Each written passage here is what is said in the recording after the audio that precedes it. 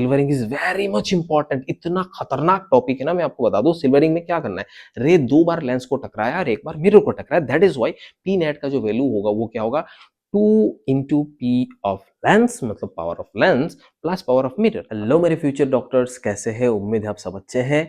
आज हम लोग रेस्क्यू मिशन का 12th क्लास पढ़ने वाले हैं और इसमें हम लोग पढ़ेंगे रे ऑप्टिक्स का सेकंड पार्ट, और इसमें हम लोग बहुत ही इंपॉर्टेंट एक कॉन्सेप्ट पढ़ने वाले हैं जो लेंस है। लेंस रिलेटेड जितना भी क्वेश्चंस होगा, जितना भी कॉन्सेप्ट होगा, सारे चीज यहाँ पे कवर करेंगे।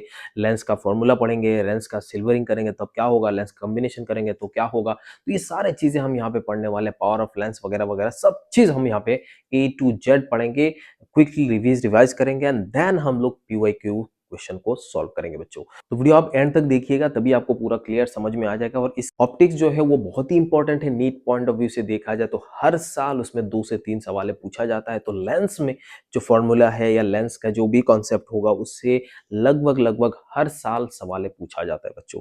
तो आप देख सकते हैं इस लेसन पे हम लोग क्या क्या करने वाले हैं। तो A to Z आप इस पूरा वीडियो को एंड तक देखिए, कुछ भी मिस मत करिए, सो दैट आप ऐसा ना हो जाए कि आप थोड़ा मिस कर दिए और एग्जाम्स में वो आ गया है और फिर आप नहीं कर पाए। तो चलिए शुरू करते हैं। तो बच्चों अभी हम लोग रिफ्रैक्शन ऑन स्फेरिकल सरफेस देखने वाले हैं। तो स्फेरिकल सरफेस होगा तो उस कंडीशन पे क्या होगा, इसका मतलब क्या हो गया, देखिए यहाँ पे मान लीजिए आपके पास ऐसे एक स्फेरिकल सरफेस, तो मैं यहाँ पे लिख दूं रिफ्रैक्शन ऑन स्फेरिकल सरफेस। ठीक है जी, हाँ चलिए देखते हैं इसको। सबसे पहले हमारे पास एक ऐसे स्फेरिकल सरफेस ले लेते हैं, यहाँ पे ग्लास ले सकते हैं या कुछ भी ले सकते हो, तो इसमें कोई प्रॉब्लम नहीं है। तो हम यहाँ पे क्या कर रहे हैं, यहाँ पे हमारे पास एक स्फेरिकल सरफेस है जिसका रेडियस आपको गिवन है। यहाँ पे उसका रिफ्रैक्टिव इंडेक्स जो है μ2 है, इसका रिफ्रैक्टिव इंडेक्स μ1। एक दिमाग में चीज रखिएगा, हम लोग इस फॉर्मूले में जो भी चीजें यूज करते हैं तो वो रिफ्रैक्टिव इंडेक्स μ1 जो होगा वो जहां से रे आ रही होती है, जहां से रे ओरिजिनेट हो रहा है, उसी पॉइंट को हम लोग बोलेंगे, उसी मीडियम को μ1 बोलेंगे। और जहां पे रे एंटर कर रही है, जहां पे रे जा रही है, उस वाले मीडियम को हम लोग μ2 बोलने वाले हैं। तो यहाँ पे आप देखेंगे कि सोचिए यहाँ पे एक ऑब्जेक्ट था, यहाँ से रे चली एंड देन यहाँ पे जाके इमेज बनने वाला है। इस डिस्टेंस को हम लोग u बोल सकते हैं, इस डिस्टेंस को हम लोग v बोल सकते हैं, और ये आपके लिए रेडियस हो गया। तो ये हो गया μ2, जहां पे रे पहुंची है, यहां से रे निकल रही है, तो इसका मतलब μ2 divided by v minus of μ1 divided by u is equal to μ2 minus μ1 divided by r। ये आपके दिमाग में रखना है। बात समझ में आ रहा है कि नहीं आ रहा है, ये आपके दिमाग में रखना है, बिल्कुल रखना पड़ेगा, नहीं तो गड़बड़ आ जाएगा। ये चीज आप दिमाग में रखिएगा और यहाँ पे विथ प्रॉपर साइन पुट करेंगे। क्या पढ़ेंगे, विथ प्रॉपर साइन इसको हम लोग पुट करने वाले हैं। अब ये प्रॉपर साइन क्या होता है, जरा ध्यान से देखिएगा कि अगर हम इस वाले पॉइंट को, ये जो पॉइंट है, इस पॉइंट को हम लोग क्या मानते हैं, ओरिजिन मानते हैं। इससे जिस तरफ रे जा रही होती है, इंसिडेंट रे का डायरेक्शन के अलोंग अगर आप मूव करेंगे तो उस कंडीशन पे हम इसको बोलेंगे पॉजिटिव, और इंसिडेंट रे के ऑपोजिट डायरेक्शन पे चलेंगे तो उसको हम लोग बोलेंगे निगेटिव। जैसे कि फॉर एग्जांपल अगर हम इस पॉइंट से इस तरफ जाएंगे तो यू को मेजर करने के लिए आपको, ऑब्जेक्ट यहाँ पर है, आपको इस तरफ आना पड़ेगा, सो दैट यू का जो वैल्यू है वो नेगेटिव आ जाएगा और यहाँ पे v का जो वैल्यू है वो पॉजिटिव आ जाएगा। और यहाँ पे जो रेडियस ऑफ कर्वेचर दिख रहा है वो रेडियस ऑफ कर्वेचर भी आपको सेंटर की तरफ आप मेजर करेंगे तो ये सेंटर की तरफ इस तरफ मूव करेगा। तो इसका मतलब यहाँ पे r का वैल्यू जो है वो पॉजिटिव होगा, चाहे वो यहाँ पे कनकेव हो, यहाँ पे कन्वेक्स हो, कुछ भी हो, आप ऐसे ही करने वाले, इसमें कोई टेंशन वाली बात नहीं होता है। अगर मैं यहाँ पे ऐसे टाइप का सिचुएशन को ले लूँ, मान लीजिए ऐसे टाइप का सिचुएशन को मैं ले लेता हूँ, तो यहाँ पे कनकेव हो गया। इस कंडीशन पे आप देख सकते हैं कि ये ऐसे जा रही है।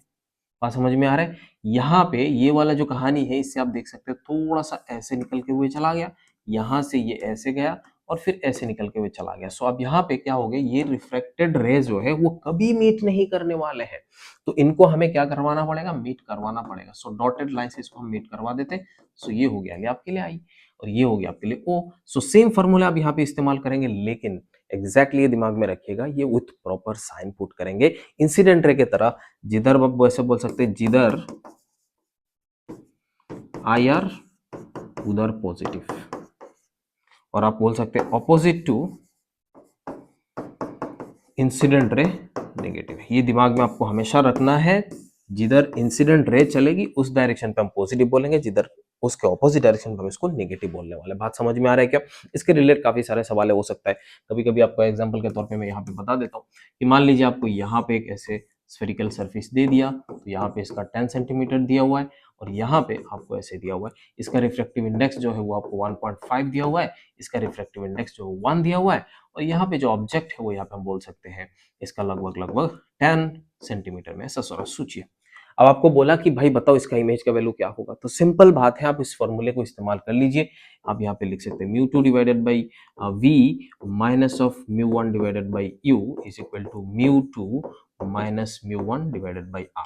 यहाँ पे मैं आपको बता दूं v का जो वैल्यू है वो आपको निकालना है, μ2 का जो वैल्यू है वो आपको 1.5 पुट करना है। सो हम यहाँ पे इसको 1.5 पुट करके आगे बढ़ सकते हैं, जैसे कि इसका वैल्यू जो होगा वो 1.5 इंटू वी माइनस यहाँ पे 1, ये u जो है वो इस तरफ है, ये देखिए आप यहाँ पे इंसिडेंट रे इस तरफ चलेगी, ऑब्वियसली ऑब्जेक्ट यहाँ पर है, वो ऑब्जेक्ट से ही इंसिडेंट रे निकलती है, तो इसका मतलब ये वाला नेगेटिव डायरेक्शन पे आ जाएगा।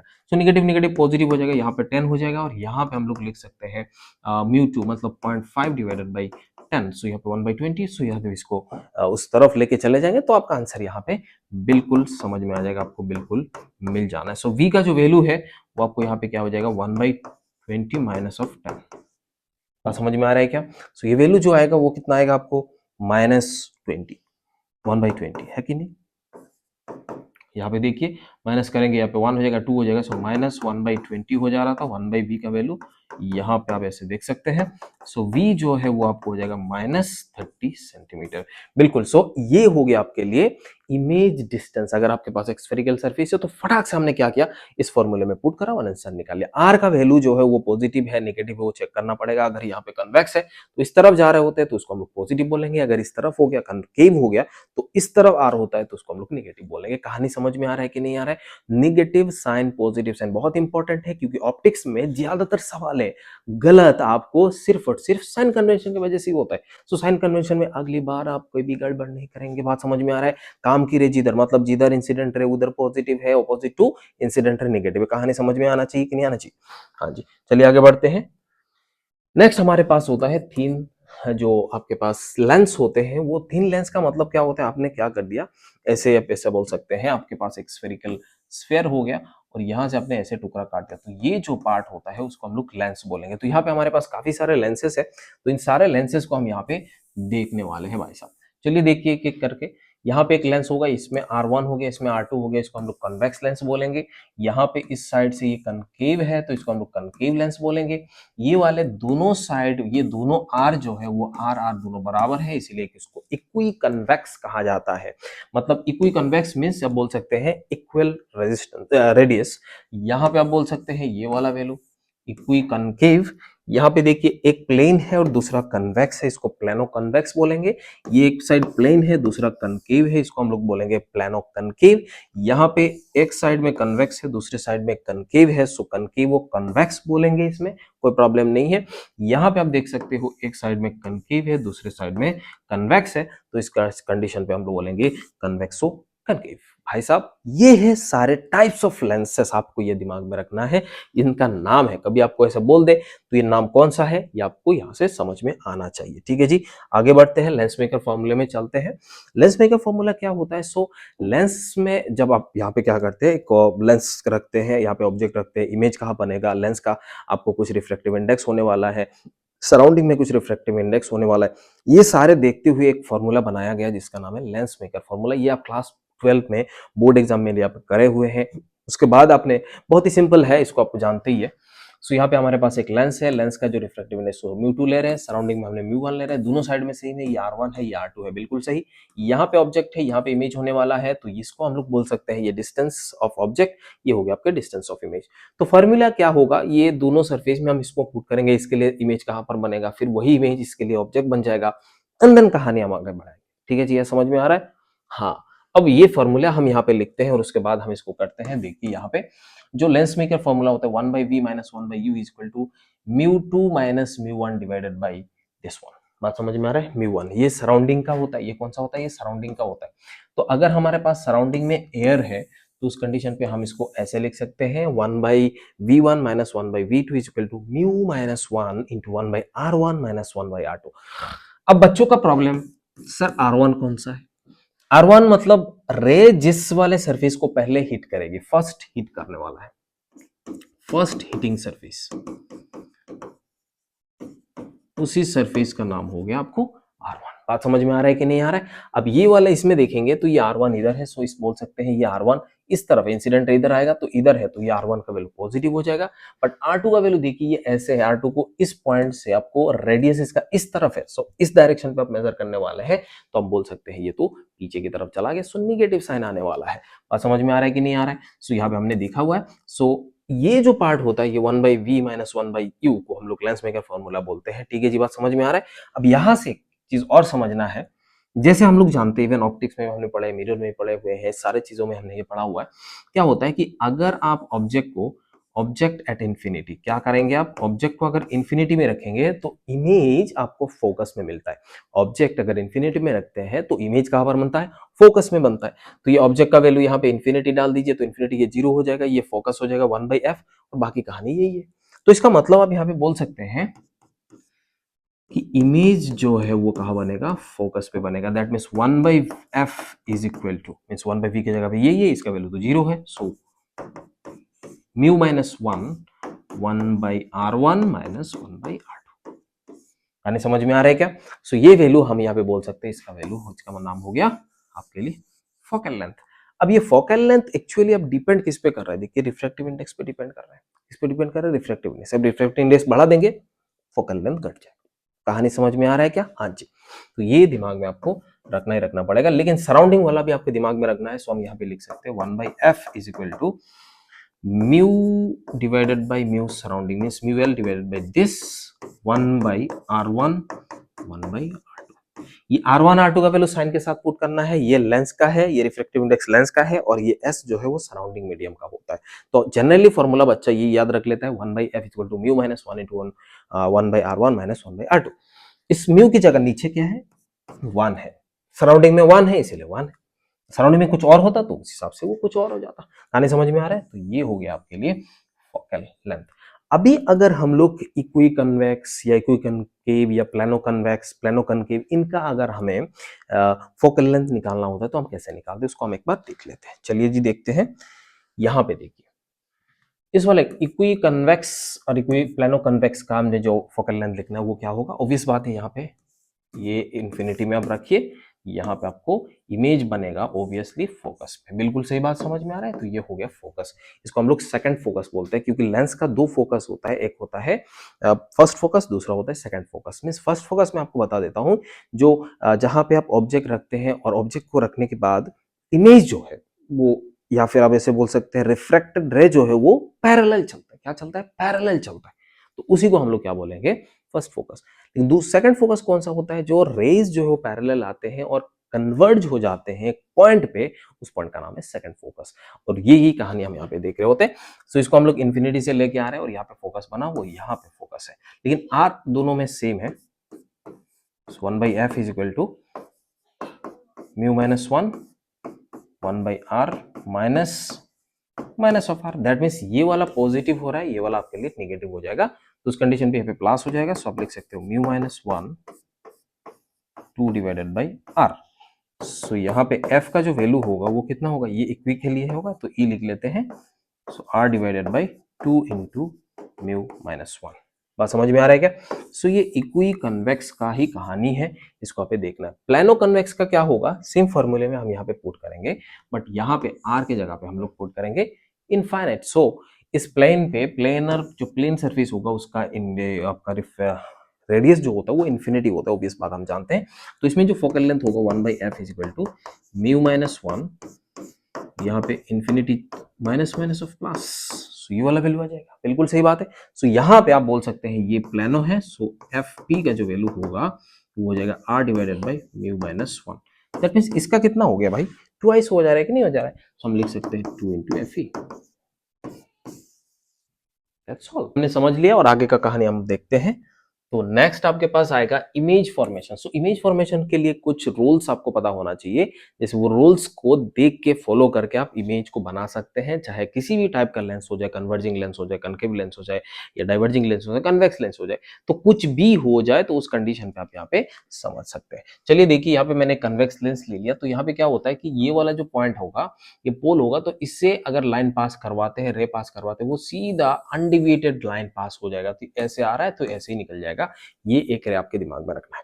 दूसरा पॉइंट क्या होगा कि अगर आप देखें ये ऑब्जेक्ट जो है वो इन्फिनिटी से आ रहा होता है, सो ऑब्जेक्ट जो है वो इन्फिनिटी पे है, या फिर रे जो है वो पैरेलल आ रहे होते हैं, और पैरेलल अगर पैरेक्सियल होते हैं तो ये जाके ये फोकस पे जाके क्या करेंगे, कन्वर्ज होने वाला है। तो ये सेकंड रूल हो गया। थर्ड रूल आपका क्या हो रहा है, इस वाले कंडीशन पे आप देखिएगा, ये ऑब्जेक्ट्स अगर इस पॉइंट से फोकस से अगर ये ऑब्जेक्ट या फोकस से अगर रे बाहर निकल के आते हैं तो उस कंडीशन पे हम यहाँ पे बोल सकते हैं कि ये रिफ्लेक्टेड रे जो है वो पैरेलल ऐसे निकलते हैं। तो क्या समझ में आया आपको? सबसे पहले अगर आप पोल पे गिराते हैं तो अनडिविएटेड होता है। दूसरा, अगर आप इन्फिनिटी में ऑब्जेक्ट को रखते हैं तो इमेज जो फोकस में मिलता है। ऑब्जेक्ट फोकस में अगर आप ऑब्जेक्ट को रखते हैं तो ये रे जो है वो रिफ्लेक्टेड रे वो आपको पैरेलल निकल जाते हैं। तो बात समझ में आ रहा है? सो यहाँ पे कुछ एग्जांपल मैं ले लेता हूँ। ऐसा सोचिए कि हमारे पास ऐसे एक लेंस है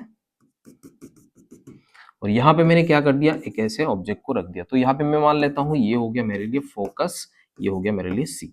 इन बिटवीन दिस मैंने यहाँ पे प्लेस करा, तो रे को ऐसे पैरेलल गिराए और यहाँ पे ये मान लेते फोकस है, तो इससे फोकस से पास करा दिया। बिल्कुल सही बात। और सेकंड, यहाँ पे अगर आप देखेंगे ये वाला पार्ट हो गया आपके लिए पोल, तो यहाँ से आप लाइन को गिराएंगे तो ये अनडिविएटेड लाइन होकर निकलता है और ये दोनों जाके कहीं पे जाके मीट कर लेते हैं। तो ये हो गया आपका मीटिंग पॉइंट। सो आप यहाँ पे बोल सकते हैं ये अगर in between C and F करते हैं तो बियॉन्ड सी, यहाँ पे क्या हो जाएगा, ये बियॉन्ड सी इमेज फॉर्म होने वाला है और ये आपको मैग्नीफाइड दिख रहा होता है।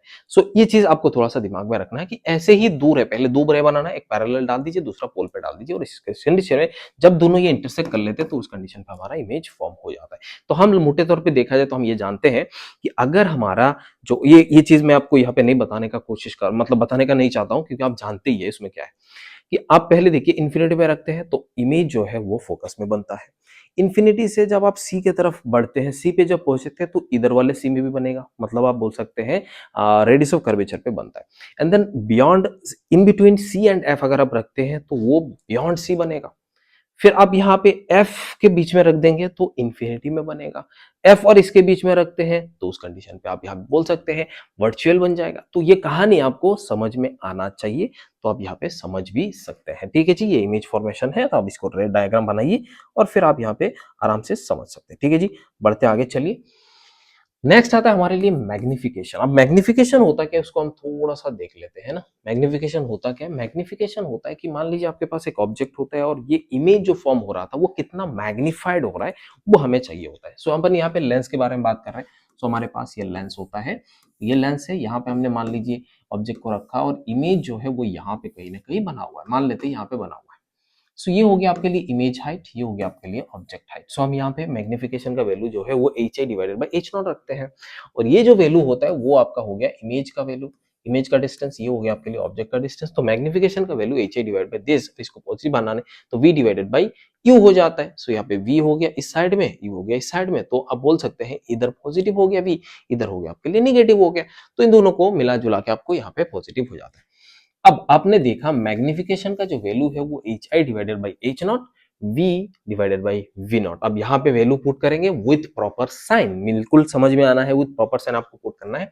साथ में अगर आप यहाँ पे यू v का वैल्यू पुट कर लेते तो उस कंडीशन पे आपको f divided by f plus u हो जाता है, और अगर आप v का वैल्यू यहाँ पे पुट करना चाहते, 1 बाई u का वैल्यू पुट करना चाहते तो ये हो जाएगा। तो ये आपका मैग्निफिकेशन का फॉर्मूला है, अब इसको दिमाग में रख सकते हैं, बढ़िया तरीके से इसको रखना भी चाहिए। तो क्या होगा, m is equal to H I divide by H nought, that means v divided by u आपका हो जाएगा। सब जानते हैं ये चीज, लेकिन v का वैल्यू पुट कीजिए और u का वैल्यू पुट करके भी आप याद रख लीजिएगा आंसर आपको लाइटनिंग स्पीड में होने वाला है, तो आपको दिमाग में रखना ही रखना है। ठीक है जी।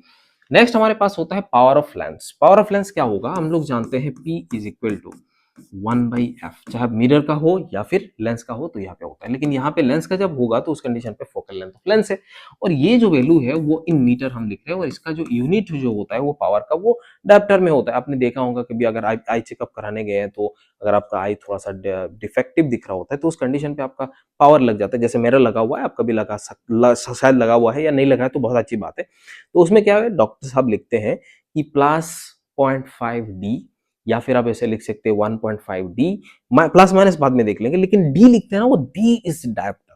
बात समझ में आ रहा है, वही पावर है, तो आप यहाँ पे दिमाग में रखिएगा।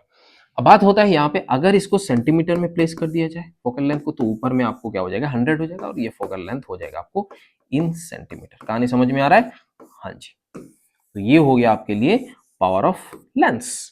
अब यहाँ पे अगर आप देखेंगे कि ये कन्वर्जिंग लेंस होगा, कन्वर्जिंग लेंस का जो फोकल लेंथ होता है वो पॉजिटिव होता है, डाइवर्जिंग लेंस का जो फोकल लेंथ होता है वो नेगेटिव होता है। आपको दिमाग में रखना है फोकल लेंथ कन्वर्जिंग का, मैं कन्वर्जिंग बोल रहा हूँ, कनकेव नहीं बोल रहा हूँ, कन्वेक्स नहीं बोल रहा हूँ, कन्वर्जिंग का होता है फोकल लेंथ पॉजिटिव।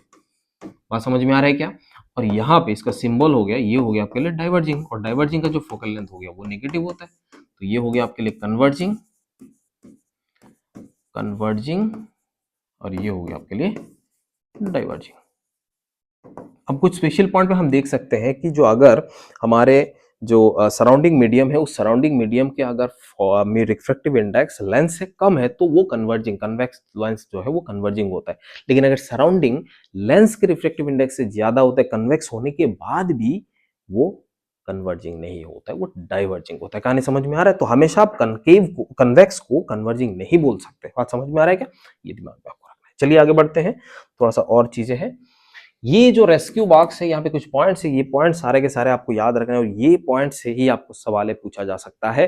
बहुत इंपॉर्टेंट पॉइंट है। जैसे पहला हो गया आपको refractive index of lens is greater than medium, then हम बोल सकते हैं कन्वेक्स लेंस जो है वो बिहेव करेगा कन्वर्जिंग लेंस की तरह, और कन्वर्जिंग लेंस का सिंबल ऐसे ही होता है, और कन्वर्जिंग लेंस जो है उसका फोकल लेंथ पॉजिटिव होता है। तो दिमाग में रखिएगा इसका फोकल लेंथ जो होगा वो पॉजिटिव होने वाला है। ठीक है जी। नेक्स्ट हमारे पास ये लेंस का जो रिफ्रैक्टिव इंडेक्स है वो छोटा होता है मीडियम से, सो हम यहाँ पे बोल सकते हैं कन्वेक्स लेंस जो है वो बिहेव करता है डाइवर्जिंग का, इसका सिंबल ऐसे होता है, और डाइवर्जिंग का मतलब फोकल लेंथ जो है वो आपके लिए निगेटिव नजर आ रहा होता है। ठीक है जी। लेकिन अगर हम यहाँ पे बोलेंगे जो refractive index of lens and refractive index of medium अगर दोनों सेम होता है तो अब लेंस लेंस जैसा काम नहीं करेगा, वो क्या हो जाएगा, एक सीधा ट्रांसपेरेंट प्लेट जैसा काम करेगा, ट्रांसपेरेंट ग्लास जैसा काम करने वाला है। और यहाँ पे जो फोकल लेंथ होगा वो कब होगा, फोकल लेंथ अगर आपको इन्फिनिटी दिख रहा होता है कॉम्बिनेशन का, उसके बाद हम यहाँ पे बोल सकते हैं। जैसे कि आपको कभी कभी क्या बोलता है इक्विवेलेंट फोकल लेंथ निकालिए, तो उस कंडीशन पे अगर एफ का वैल्यू पॉजिटिव है दैट मींस आप ये कन्वर्जिंग बोलेंगे, अगर एफ का वैल्यू नेगेटिव है तो डाइवर्जिंग बोलेंगे, अगर एफ का वैल्यू इन्फिनिटी है तो ट्रांसपेरेंट ग्लास। बात समझ में आ रहा है क्या? जैसे ग्लास स्लैब वगैरह होता है। अब चौथा पॉइंट यहाँ पे है, ये बहुत ही इंपॉर्टेंट पॉइंट है। अगर हमारे पास एक लेंस है और इस लेंस को हमने क्या करा, बीचों बीच ऐसे काट दिया। अब बीचों बीच अगर काट देंगे और मान लीजिए यहाँ पे हमारा इमेज फॉर्म हो रहा था, तो अब इसको काटने के बाद मान लेते हैं किसी एक को, ये इसको हटा देते हैं, किसी एक को मान लेते हैं यहाँ पे इमेज था, तो ये इमेज कहाँ बनेगा, या उसी पॉइंट पे बनेगा, कितना बनेगा, या कैसा होगा, कोई इमेज में क्या प्रॉब्लम होगा वो आपको बता रहा है। तो बोला कि यहाँ पे ऑब्जेक्ट है तो ये ठीक है, यहाँ पे गया इमेज पहले जहां बन रहा था वहीं पे इमेज बनने वाला है, इसमें कोई प्रॉब्लम नहीं है, कोई टेंशन बिल्कुल नहीं लेने वाला है कि आपने क्या करा, इस लेंस को बीचों बीच काट दिया। उस कंडीशन पे एक टुकड़े को आपने क्या करा, एक लेंस के जैसा काम करा, एंड देन इमेज जहां पे पहले बन रहा था वहीं पे बनेगा, बट यहाँ पे कहानी क्या होगा, इंटेंसिटी जो है वो थोड़ा सा कम हो जाएगा, रिड्यूस हो जाएगा, क्योंकि इस वाले पार्ट से लाइट जो है, रे जो है वो यहाँ पे पहुंच ही नहीं पा रहा है, सो इंटेंसिटी रिड्यूस हो जाएगा। अब इंटेंसिटी रिड्यूस कैसे हो रहा है, क्योंकि इंटेंसिटी जो है वो एपर्चर के डायरेक्टली प्रोपोर्शनल है, एपर्चर के स्क्वायर के ऊपर directly proportional. Aperture means what, या बोल सकते हैं एरिया। बात समझ में आ रहा है कि नहीं आ रहा है? सो यहाँ पे देखिए, forms an image with reduced intensity and intensity is directly proportional to aperture का स्क्वायर। बात समझ में आ रहा है क्या? हाँ जी। फिफ्थ पॉइंट भी और क्लासिकल इंपॉर्टेंट पॉइंट है, और इस फिफ्थ पॉइंट को आपको दिमाग में रखना ही रखना है। मान लीजिए आपके पास एक लेंस है और इस लेंस को बहुत सारे अलग अलग रिफ्रैक्टिव इंडेक्सेस से बनाया गया है, तो उस कंडीशन पे कितना इमेज फॉर्म होगा बता सकते हैं क्या? बिल्कुल बता सकते हैं, उसमें कोई टेंशन ही नहीं है। आप जरा सा चेक कीजिए कितना रिफ्रैक्टिव इंडेक्स यहाँ पे है। तो यहाँ पे देखिए हमारे पास μ1 है, ये μ2 हो गया, ये μ3 हो गया, ये अगेन μ2, ये μ3, तो ये ऊपर वाले दोनों आपका μ1 हो गया, ये खाली जो दिख रहा है ये दोनों का μ2 हो गया। तो हम यहाँ पे बोल सकते हैं यहाँ पे टोटल कितना डिफरेंट आपको रिफ्रैक्टिव इंडेक्स नजर आ रहा है, 3 डिफरेंट रिफ्रैक्टिव इंडेक्स नजर आ रहा है। सो हम यहाँ पे बोल सकते हैं नंबर ऑफ इमेज फॉर्म जो होगा वो कितना होने वाला है बच्चों, 3 होने वाला है। भाई इतना बड़ा सा सिंपल सिंपल चीजें है, और रेस्क्यू बॉक्स में ये जो लास्ट 2 पॉइंट है, इन दोनों पॉइंट को आपको बहुत ही अच्छे से समझ में आना चाहिए और बहुत ही अच्छे से इसको याद भी रखना पड़ेगा, क्योंकि सवाल इसमें कॉन्सेप्चुअल पूछा जा सकता है। ठीक है जी, चले आगे बढ़े। अब आते हैं हमारा इसमें एक बहुत ही स्टैंडर्ड पार्ट होता है जो 6th पॉइंट है। इस लेंस को हमने क्या करा, इससे ऐसे काट दिया। अब जब ऐसे काटेंगे तो उस कंडीशन पे आप बोल सकते हैं ऐसे दो आपके पास लेंस मिलने वाला है। अब इन दो लेंस मिलने वाला है। अभी ये क्या हो गया, प्लेनो कन्वेक्स हो गया। तो प्लेनो कन्वेक्स का जो हमने देखा था वो 2 मल्टीप्लाइड बाई एफ ही हमने देखा था, तो यहाँ पे हम समझ सकते हैं या फिर इसको इलेबोरेट करके भी देख सकते हैं। दैट मीन्स व्हाट, अगर आप इस लेंस को काट देते, इक्वली डिवीजन में आपने डिवाइड कर दिया, किसी एक पर्टिकुलर लेंस को लेते हो जो डिवाइड करके रखे हुए है, उस पर्टिकुलर एक पीस का अगर हमें फोकल लेंथ देखना होता है तो ट्वाइस ऑफ इनिशियल हो जाता है। लेकिन अगर आप इस लेंस को इस तरफ काट के आपको ऐसे दिखेगा, मान लीजिए ये पार्ट होगा, तो इसका फोकल लेंथ में कोई चेंज नहीं आता है, क्योंकि इसका रेडियस ऑफ कर्वेचर तो भाई साहब सेम ही आ रहा है दोनों सरफेस का, तो इसीलिए फोकल लेंथ में कोई चेंज नहीं आता है, तो फोकल लेंथ रिमेन सेम होता है। बात समझ में आ रहा है कि नहीं आ रहा है, तो ये दिमाग में आपको रखना है। नेक्स्ट अपन पढ़ने वाले हैं कॉम्बिनेशन ऑफ लेंसेस। तो देखिए यहाँ पे कॉम्बिनेशन दो टाइप का होते हैं। एक होता है एक्चुअली आपको जब इन दोनों के बीच में कोई गैप वगैरह नहीं होता, मान लीजिए ये ऐसे है, दो गैप होता है, इसमें दो लेंस है, आपने इन दोनों लेंस में कोई गैप वगैरह नहीं है, तो उस कंडीशन पे जो इक्विवेलेंट हमें निकालना होता है तो वो कैसे निकालेंगे, तो पहले देख लेते हैं। यहाँ पे P1 is the power of this lens and P2 is the power of this lens, तो इस कंडीशन पे हमें नेट पावर निकालना होगा। So the net power is equal to summation of a powers. तो हमने यहाँ पे देखा P net is equal to P1 plus P2। So यहाँ पे P का जो वैल्यू है हमने लेंस का अभी थोड़ी देर पहले ही देखा हुआ है, तो क्या होता है 1/f होता है। सो सिंपल हमने 1/f उस जगह पे लिखना है। सो 1/f, इसका 1/f1 प्लस इसका 1/f2। तो वेरी सिंपल, ये दिमाग में आपको रखना है, ये याद रखना ही रखना है बेटा, इसमें कोई प्रॉब्लम नहीं है। YRH का मतलब याद रखना है, ठीक है जी। नेक्स्ट हमारे पास जो पॉइंट आता है, ये यहाँ पे देखिए, इन दोनों लेंस के बीच में कुछ एक गैप होता है। जब गैप होगा तो उसमें थोड़ा सा अलग टाइप का इक्विवेलेंट पावर या फिर आप बोल सकते हैं इक्विवेलेंट फोकल लेंथ होता है। वो कैसे होता है उसको देख लेते हैं। देखिए P net is equal to P1 plus P2 minus D into P1 P2। What is D? D is the distance between these two lenses। अब यहाँ पे देखिए, यहाँ पे 1/f net जो भी हम यहाँ पे लिख दिए, इसको ऐसे ऐसे लिखेंगे, और यहाँ पे D P equal to 1/f1। तो ये भी आपके दिमाग में रखना है, लेकिन ये वाले पार्ट जो है उससे काफी कम सवाल पूछा जाता है, इससे ऊपर वाले से आपको सवाल पूछा जा सकता है। बात समझ में आ रहा है क्या? तो अब यहाँ पे एक चीज और मैं बता दूं, ये F1 जो है वो इंडिविजुअल फोकल लेंथ है। ऐसा नहीं है कि इसमें फोकल लेंथ जो है वो इन दोनों का निकाल के निकाल रहे हैं। जो भी है आप फोकल लेंथ आप यहाँ पे अलग अलग से निकाल सकते हैं। अगर आपको फोकल लेंथ दिया हुआ है तब भी अच्छी बात है, अगर नहीं दिया हुआ है तब भी आप इसको निकाल सकते हो, उसमें कोई प्रॉब्लम नहीं है। बात समझ में आ रहा है क्या? हाँ जी। तो अब हमारा PYQ वगैरह आना चालू हो जाएगा, और इससे पहले हम लोग थोड़ा सा और चीज पढ़ते हैं, सिल्वरिंग। सिल्वरिंग क्या होता है? मतलब आपके पास एक लेंस है, इस लेंस के एक साइड में आपने सिल्वरिंग कर दिया, तब जब आप सिल्वरिंग कर लेते हैं तो वो लेंस अब लेंस नहीं रहता है, मिरर जैसा रह रहता है। तो इस रे ने एक्चुअली कैसे इंटरेक्ट किया उसको देखते हैं। मान लीजिए ये लेंस है, तो यहां से रे पहले ऐसे निकला, बिल्कुल सही बात है, यहां पे गया, ये रिफ्रैक्ट हुआ, यहां पे जाने के बाद ये रिफ्रैक्ट हुआ, रिफ्रैक्ट होके जब बाहर निकलेगा तो उस कंडीशन पे ये मिरर को मिला। सो ये मिरर क्या करा इसने, मिरर ने इसको रिफ्लेक्ट करा भाई साहब, ये ऐसे आके गिरा तो ऐसे रिफ्लेक्ट करा, तो मिरर ने रिफ्लेक्ट करा, देन रिफ्लेक्टेड रे अगेन ये ऐसे जाएगा ना, ऐसे जाके ऐसे जाके फिर ऐसे जाके ऐसे आ जाता है, तो अगेन यहाँ पे क्या हो जाएगा, रिफ्रैक्ट होगा। तो हम यहाँ पे बोल सकते हैं ये, फिर अगेन लेंस आपके सामने आ जाएगा और ये ऐसे जाके ऐसे यहाँ पे आपको इमेज बन जाएगा। बात समझ में आ रहा है कि नहीं आ रहा है? सो ये इमेज फॉर्मेशन होता है। दैट मीन्स इस रे ने दो बार लेंस को टकराया और एक बार मिरर को टकराया। दैट मीन्स आप यहाँ पे लिख सकते हैं, सिंपल सिंपल बात है, P नेट का जो वैल्यू होगा वो दो बार लेंस का आ जाएगा, क्योंकि कॉम्बिनेशन ही हम देख रहे हैं, प्लस एक बार मिरर का आएगा। अब जो मिरर का जो पावर होता है वो क्या होता है, वो भी हम यहाँ पे देख लेते हैं। सो हम यहाँ पे देखेंगे, ये हो जाएगा आपको 2/FL plus 1/F minus M, क्योंकि हमारा मिरर के लिए जो फोकल लेंथ होना है वो फोकल लेंथ माइनस में आता है, तो हम यहाँ पे लिख लेंगे ये -1/F। ठीक है जी, या आप बोल सकते हैं जो भी है P नेट। दैट मीन्स अगर यहाँ पे आप लिखेंगे दिस वन, ये भी एक मिरर हो जाता है, जब सिल्वरिंग कर लेते हो मिरर बन जाता है। दैट इज वाई यहाँ पे भी आप माइनस लगा सकते हैं, क्योंकि ये मिरर का है। सो हम यहाँ पे 1/F is equal to 1/FM minus 2/FL हो जाएगा। अब यहाँ पे देखिएगा, अगर ये फोकल लेंथ आपको नेगेटिव आ रहा है, तो ये सिल्वरिंग करने के बाद जो मिरर बनता है, ऑब्वियसली सिल्वरिंग करने के बाद एक मिरर बनता है, वो किस टाइप का मिरर होगा, इफ F का वैल्यू नेगेटिव है, दैट मीन्स कनकेव मिरर का ही नेगेटिव होता है बेटा। ये इंसिडेंट रे इधर आएगा, इसका ऑपोजिट डायरेक्शन पे, सो ये आप बोल सकते हैं कनकेव एफ का वैल्यू जब पॉजिटिव आएगा तो उस कंडीशन पे आप बोल सकते हैं यहाँ पे कन्वेक्स। बात समझ में आ रहा है कि नहीं आ रहा है? Silvering is very much important, इतना खतरनाक टॉपिक है ना। मैं आपको बता दूं सिल्वरिंग में क्या करना है, रे 2 बार लेंस को टकराया और 1 बार मिरर को टकराया, that is why P net का जो वैल्यू होगा वो क्या होगा, 2 इंटू पी ऑफ लेंस, मतलब power of lens plus power of mirror. अब इन दोनों का मिरर का जो भी आप यहाँ पे लिख सकते हैं एफ माइनस में लिखेंगे, क्योंकि मिरर का जो फोकल लेंथ होता है वो निगेटिव आता है, मतलब फॉर्मूले में निगेटिव आता है। सो यहाँ पे आप देखेंगे ये वाला कहानी, ठीक है जी। पॉजिटिव होगा तो कन्वेक्स एंड नेगेटिव होगा तो कनकेव। कहानी समझे? चलिए आगे बढ़ते हैं। तो बच्चों अभी हम यहाँ पे कोई क्वेश्चन करने वाले हैं। Two identical thin plano convex glass lens, reflective index आपको दिया हुआ है 1.5, each having radius of curvature आपको इतना दिया हुआ है, are placed with their convex surfaces in contact at centre.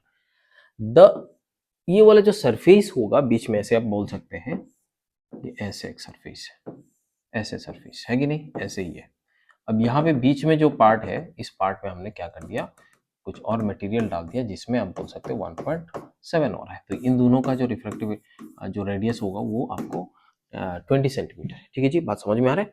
अब यहाँ पे प्लेनो कन्वेक्स का जो भी है फोकल लेंथ का जो वैल्यू होगा वो आप जानते हैं कितना होता है, r divided by mu minus 1। बिल्कुल सही बात है। ये जो है वो आप बोल सकते हैं ये आपको इक्वी कनकेव, ये वाला क्या हो जाएगा, इक्वी कनकेव। तो आप यहाँ पे लिख सकते हैं इक्वी कनकेव का इक्वी का क्या होने वाला है, ऑब्वियसली हमने देखा था r डिवाइडेड बाई माइनस 1, ठीक है जी। बात आपको इसे समझना है तो r का वैल्यू यहाँ पे आप देख लीजिए, ये वाला निगेटिव आ रहा है, सो यहाँ पे माइनस हो जाएगा। कहानी समझ में आ रहा है? इनको हम लोग क्या कर लेंगे, ऐड कर लेंगे। तो आप अगर ऐड करेंगे तो देखिए यहाँ पे 2 आ रहा है, सो 2 बार, so 1 by F net is equal to 1 by this multiplied by 2 हो जाएगा, प्लेनो का 2, प्लस आप लिख सकते हो 1 बाई एफ ई।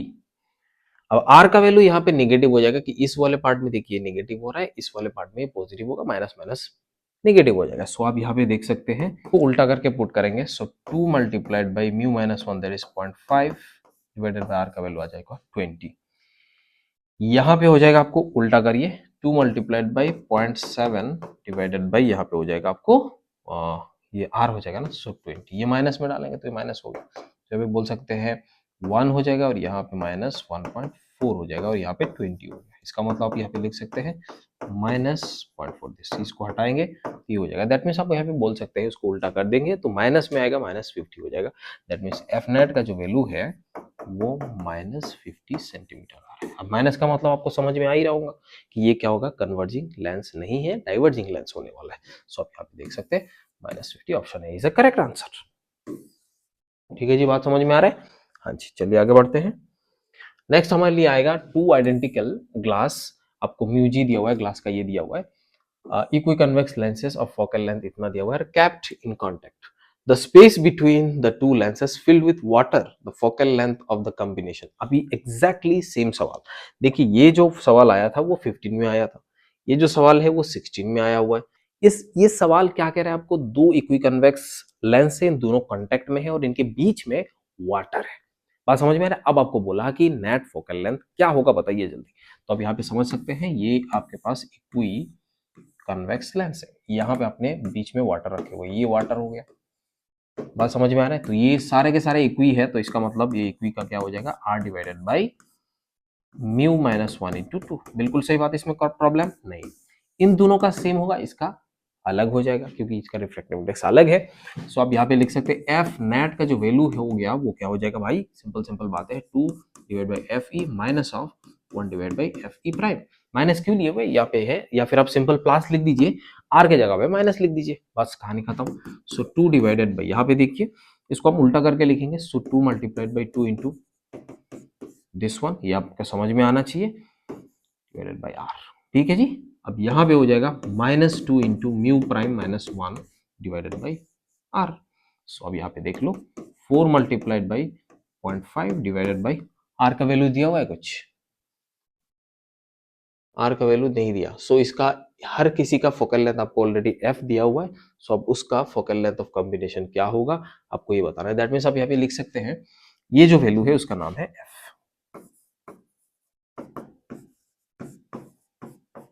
यहाँ पे आप बोल सकते हैं 0.5, ये हो रहा है कि नहीं हो रहा है, सो आप बोल सकते हैं आर का मतलब एफ, सो सिंपल एफ हो गया, यहाँ पे आपका हो जाएगा 2 मल्टीप्लाइड बाई यहाँ पे हो जाएगा 4, मीन्स आप बोल सकते थे 1/3 डिवाइड बाई एफ।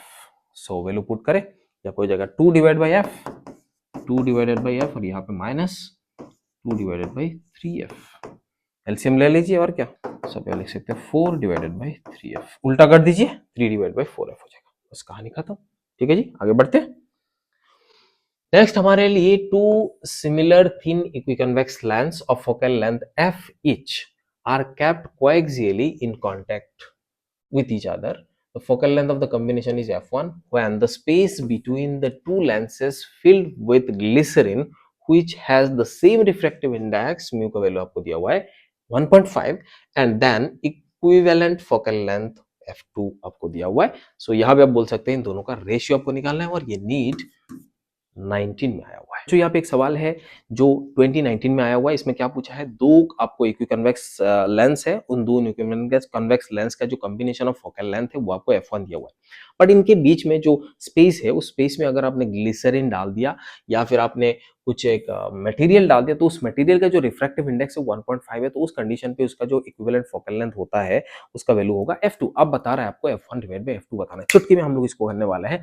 तो इमीडिएट कंडीशन पे आप देख लीजिए, ये दोनों कन्वेक्स लेंस हो गया, इक्विकन्वेक्स लेंस हो गया, तो इक्विकन्वेक्स लेंस का जो फोकल लेंथ होता है वो हम जानते हैं r divided by 2 into mu minus 1।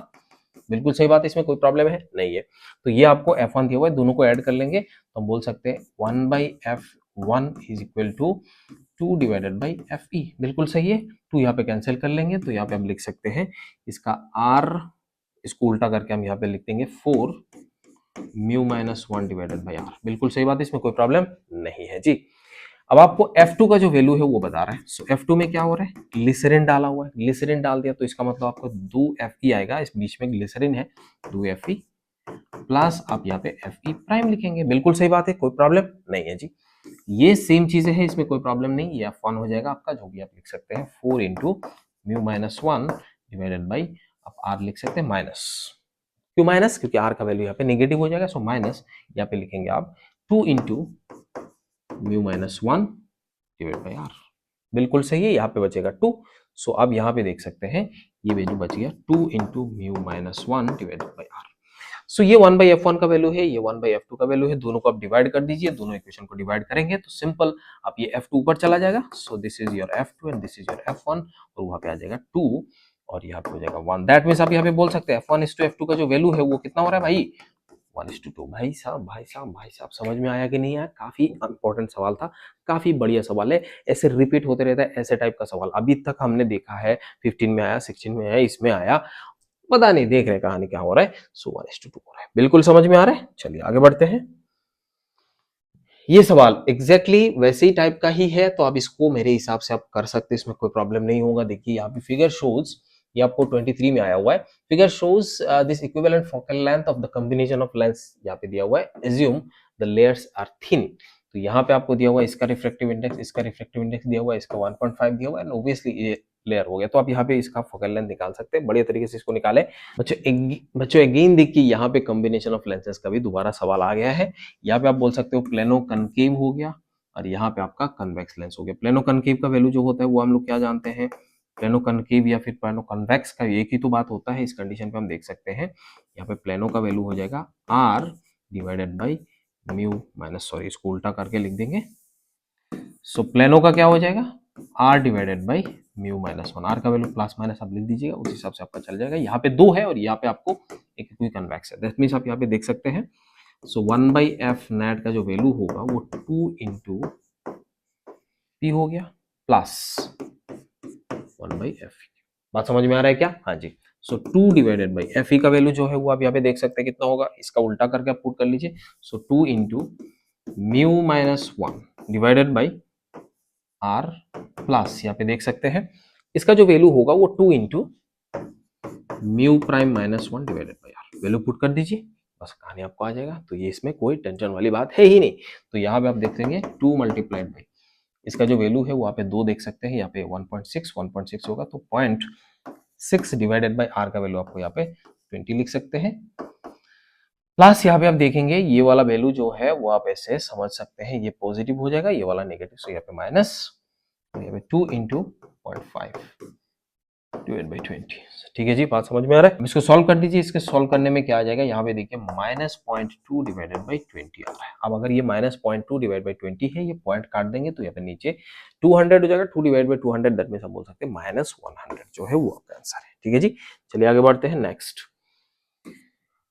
हाँ, यहाँ पे दिया हुआ है convex lens A of focal length आपको 20, concave lens B of focal length 5 centimetre are kept along the same axis, distance between them is d. If parallel beam of light falling on A and lifts B as parallel beam, the distance between this कितना होगा। That means आपको यह एक सवाल बोला हुआ है कि बोला है कि आपके पास एक कन्वेक्स लेंस है जिसका फोकल लेंथ आपको 20 दिया हुआ है, एक और है जो कनकेव है तो उसका फोकल लेंथ आपको 5 दिया हुआ है, दोनों के बीच में आपको डी ऑप्शन दिया हुआ है। आपको बोला रे जो है वो पैरेलल आ रहा है और रिफ्रैक्ट करने के बाद दूसरे वाले में रिफ्रैक्ट करने के बाद वो भी पैरेलल ही चला जा रहा है। सो दोनों के बीच का डिस्टेंस क्या होगा आपको बताना है। बड़े सिंपल चीज है, बड़ा सिंपल चीज है। इसको देखिए, यहाँ पे आपको बताते हैं ये वाला कहानी। यहां से ऐसे हुआ, ये पैरेलल आ रहे होते हैं। जब ये पैरेलल आएगा तो ये हम लोग जानते हैं, हमने पढ़े भी है, पैरेलल रेज जो है वो फोकस में जाके मीट करते हैं। तो इसका फोकस जहाँ पे होगा वहीं पे मीट करेगा। तो सोचिए इसका फोकस ऐसे ही कहीं पे, यहाँ पे जो रे गिरा और उसके बाद ये रे अगेन पैरेलल निकल जाना चाहिए। दैट मीन्स पैरेलल कब जा सकता है, जब ये हो जाएगा उसके लिए फोकस, ये ऑब्जेक्ट हो गया, ये फोकस पे है एंड देन पैरेलल। मतलब आपको यहाँ पे बोलना है कि अगर रेज पैरेलल है तो फोकस में जाएंगे और फोकस पे अगर ऑब्जेक्ट रखते हैं तो वो रे पैरेलल होते हैं, हमने पढ़ा हुआ है। तो ये चीज आपको यहाँ पे दिमाग में रखना है। सो यहाँ से ये हो गया आपका फोकस किसका, इसका 5 है और इसका फोकस यहाँ पे कितना है 20 है। दैट मीन्स ये 20 से 5 माइनस कर देंगे then will get 15। So that's your answer. चलिए नेक्स्ट, यहाँ पे आपको क्या बोला, एक लेंस मेड ऑफ 3 डिफरेंट, ये देखिए आपको 23 में आया हुआ है मणिपुर में। So different material shown in figure, the point object O and placed, यहाँ पे आपको दिया हुआ है बियॉन्ड एफ, यहाँ पे बियॉन्ड रखा हुआ है। How many images will obtain the other side, यहाँ पे आपको दिया हुआ है कि अपने बाहर दूसरे वाले साइड में आपके पास एक लेंस है और उसमें आपको रिफ्रैक्टिव इंडेक्स देखिए ये 3 अलग अलग टाइप का रिफ्रैक्टिव इंडेक्स रखा हुआ है और आपको पूछा कितना इमेज बनेगा। ये रेस्क्यू बॉक्स वाला क्वेश्चन है। तो यहाँ से इसके लिए मान लीजिए यहाँ पे बना, इसके लिए मान लीजिए यहाँ पे बना और इसके लिए मान लीजिए यहाँ पर बना हुआ, तो 3 इमेज यहाँ पे बन जाएगा। दैट मीन्स आपको यहाँ पे ऑप्शन डी इज करेक्ट। ठीक है जी, चलिए नेक्स्ट हमारे लिए कोएगा एक सर्टेन कैमरा। ये हमारा सबसे इंपॉर्टेंट बात है, यहाँ पे आप देख लीजिए नीट 25 में आए हुए सवाल को करते हैं। In a certain camera a combination of 4 similar convex lenses are arranged axially in contact, इनको कांटेक्ट में रखे हुए हैं। The power of combination and total magnification in comparison to the power p and magnification m of each lens. आपको बोला कि आपके पास 4 convex ऐसे लेंस है, इनको कांटेक्ट रखा गया, कांटेक्ट में कंबाइन किया गया, उनका आपको इक्विवेलेंट पावर निकालना है, उनका इक्विवेलेंट मैग्निफिकेशन निकालना है, साथ में आपको बोला कि कंपेयर करना है अगर एक का P होता है और दूसरा मैग्निफिकेशन M होता है तो उनके साथ कंपेयर करने के बाद जो वैल्यू आएगा वो क्या है। सो सिंपल बातें हैं, यहाँ पे 4 हो जाएगा ना, कॉन्टेक्ट में है, पावर का वैल्यू हो जाएगा प्लस। सो पी नेट का जो वैल्यू है वो आप सिंपल बोल सकते हैं P1 plus P2 plus P3 that means 4P। बिल्कुल समझ में आ रहा है। तो एक तो ये और ये दोनों तो हो ही नहीं सकते। बिल्कुल समझ में आ रहा है, हाँ जी। मैग्निफिकेशन क्या होता है, ये जब भी कॉम्बिनेशन आप देखते हैं, इन सारे के सारे कॉम्बिनेशन पे मैग्निफिकेशन हो जाता है मल्टीप्लाई। दैट मीन्स आप ऐसे बोल सकते हैं मैग्निफिकेशन का value M1 into M2 into M3 into M4। सो अब यहाँ पे 5 जो भी 4 है सो M टू द पावर 4। सो अब यहाँ पे देख सकते हैं M टू द 4 वाला, मतलब अब पहला ऑप्शन ही करेक्ट आपको नजर आ रहा होता है। ठीक है जी, 25 में कितना सिंपल सवाल है, पूछ लिया। देख रहे कहानी।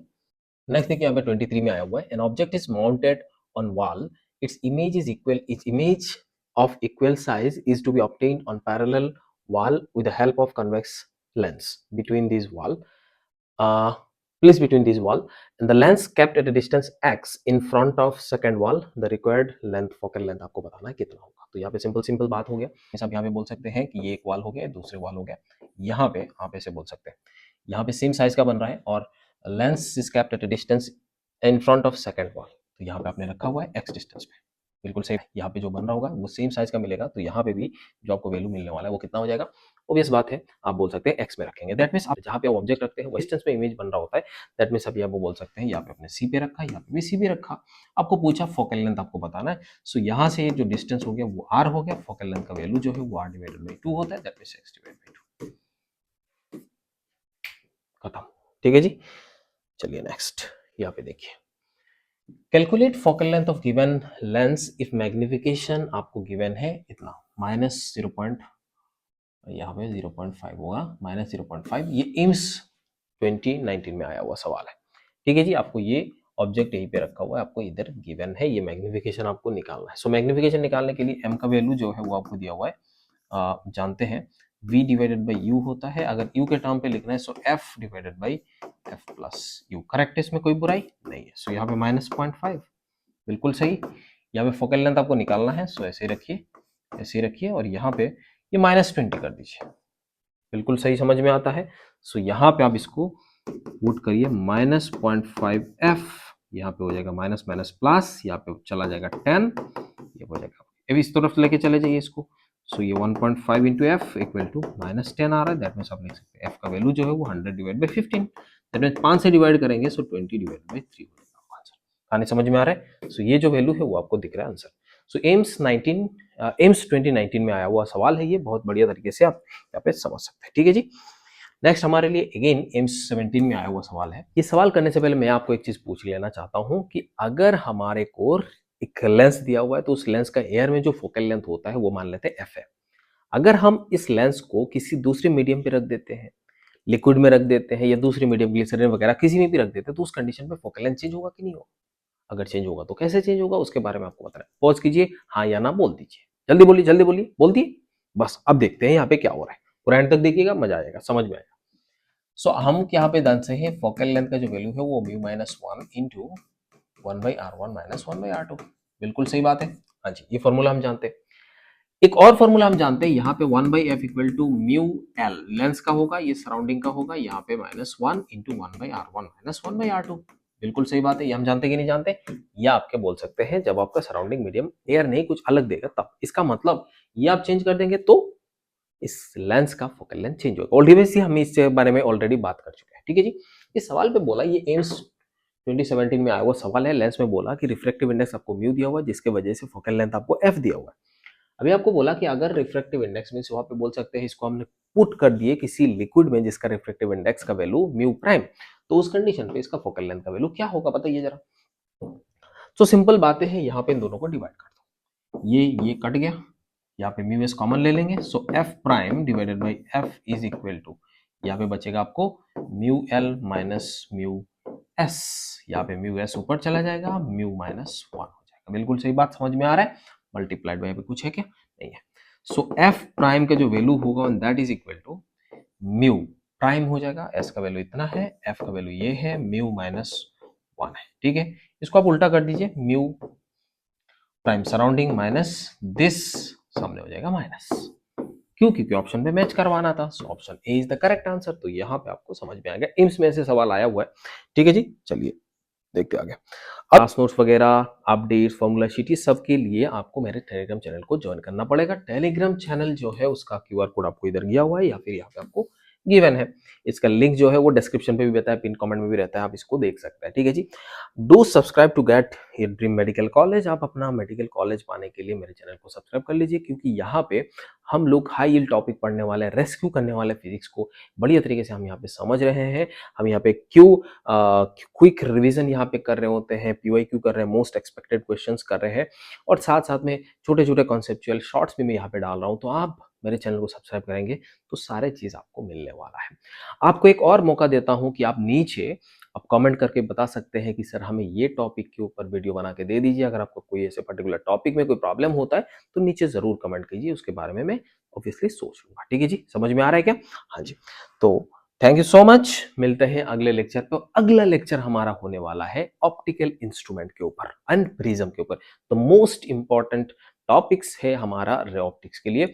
आज जो टॉपिक पढ़े वो बहुत ही इंपॉर्टेंट है, उससे भी ज्यादा इंपॉर्टेंट आपको ऑप्टिकल इंस्ट्रूमेंट एंड प्रिज्म है। हर साल लगभग सवाल आते ही रहता है, तो वो लेक्चर हम करने वाले हैं अगले सेशन पे। उसको अब देखिएगा कि नहीं, बात समझ में आ गया? Okay, thank you so much, मिलते हैं अगले लेक्चर।